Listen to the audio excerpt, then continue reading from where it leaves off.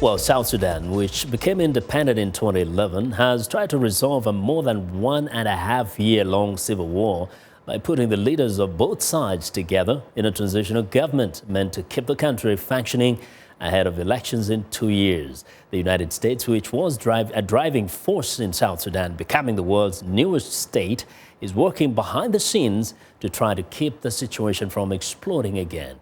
VOA's Jeffrey Young has details. Two men, South Sudanese political rivals who fought each other in a bloody civil war, now sit together again in the same government. And for now, the peace that ended 20 months of conflict is holding as the United States and others stand careful watch. President Salva Kiir, a member of the Dinka tribe, coexists with his first vice president, Riek Machar, a Nuer, as they did during South Sudan's first 2 years following its 2011 independence. One observer of the situation in South Sudan who has interviewed Machar is Foreign Policy magazine writer Siobhan O'Grady. The main concern now is what will happen next. It's a very fragile moment for both sides, and with Machar back in the capital for the first time since the beginning of the civil war in late 2013, any number of things could happen. That conflict erupted when forces loyal to Kiir clashed with those on Machar's side, accusing the latter's troops of plotting a coup attempt against the president. Peace talks began almost immediately in Addis Ababa, Ethiopia, but the process took until August 2015 to reach the so-called Agreement on the Resolution of the Conflict in the Republic of South Sudan, which set up this transitional government incorporating both sides. But the new government did not commence until late April when Machar returned to Juba and his first VP post. He didn't come alone. A large group of his heavily armed followers came as well, ready to protect and defend him. And that has one key U.S. lawmaker worried. The House Committee on Foreign Affairs chairman, California Congressman Ed Royce, said recently that the two sides are confined in the capital and one miscommunication could spark an explosion. South Sudan's new transitional government exists in a sea of weapons brandished by both sides, whom observers say are being pressured from the outside to function together and not fire at each other. The wariness among Machar's supporters has been matched on the other side of this new government. President Kiir's faction has not warmly welcomed Machar. From Juba, International Crisis Group analyst Casey Copeland via Skype.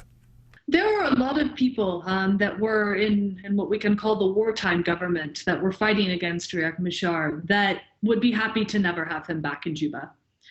They blame him for leading Nuer forces in atrocities that stretch back from 1991 to 2013, 2014, 2015, and some of them see that there is no place for him at all. There is yet another point of contention.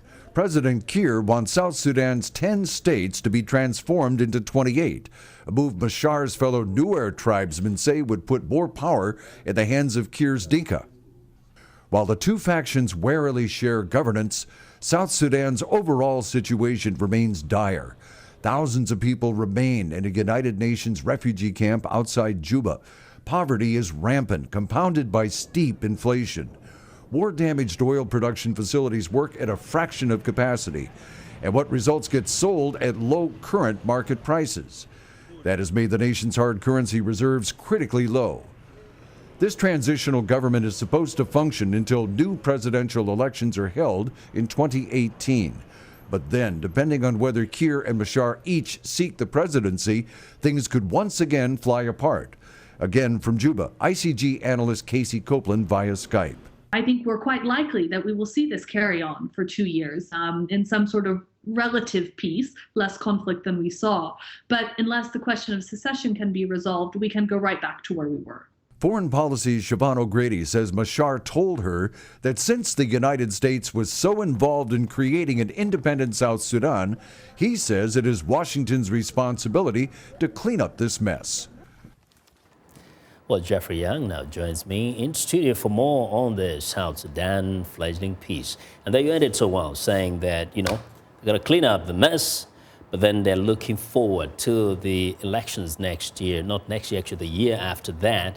So what are you hearing from South Sudan in terms of what they're trying to do to prepare for that? It's interesting. We have two men who are obviously both strong personalities. They worked together for 2 years. In 2013, they flew apart. We saw a bloodbath take place, and now they're back together. What I heard from the analysts who cover South Sudan is that Riek Machar, at this point, his strategy is to be more presidential than Salva Kiir. He sees the elections. He wants to win the election. The bloodbath is over. Rather than use guns, now it's politics. Can he out-politic Kiir? Can he be more attractive to the electorate of South Sudan? And I think from what the analysts say, this rings true. Now's the time for him to out-politic Salva Kiir and see if he can pull the presidency out from underneath him. Yeah. But the situation still remains very volatile because these two men actually have their armies. Each of them controls an army in Juba itself, and some of them, of course, in the outlying areas. How dangerous is this situation? U.S. Congressman Ed Royce nailed it on the head when he said, now both of them are confined in the capital, and there is the opportunity for a catastrophic explosion if there's a miscommunication. Yeah. If either side says or does something to set off the other, you're right, because there's so much weapons right there in the capital on both sides. The slightest little thing could set off an explosion. Mm-hmm.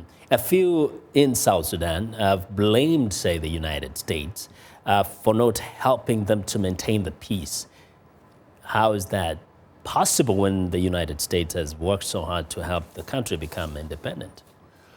Well, Donald Booth, who is the special envoy for both Sudan and South Sudan, made it clear back in April to both sides that they had better sit down and govern together and govern constructively. He said, otherwise, here's what you're going to be facing. He talked about sanctions and he talked about an arms embargo.